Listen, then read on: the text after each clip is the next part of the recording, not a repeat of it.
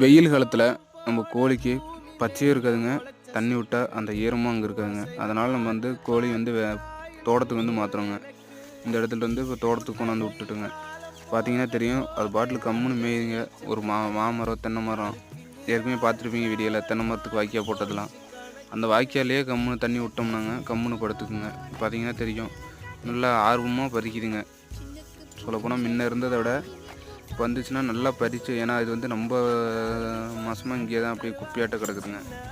நல்லா பூச்சி புழு இருக்கிறதுக்கும் நல்லா குஞ்சு கோழியும் கொண்டாந்து விட்டாச்சுங்க. மொத்தமாக எல்லா கோழியுமே கொண்டாந்து விட்டாச்சுங்க. பெருசுலேருந்து சின்னது வரைக்கும் எல்லாமே கொண்டாந்து விட்டாச்சுங்க.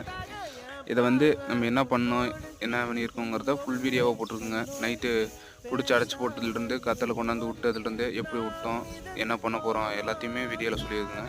ஃபுல் வீடியோ பாருங்கள், உங்களுக்கு பிடிக்குங்க. கண்டிப்பாக வெயில் காலத்தில் நம்ம தண்ணியும் பில்லும் இருக்கிற மாதிரி இடத்துக்கு மாற்றிடுங்க. நன்றி, வணக்கங்க.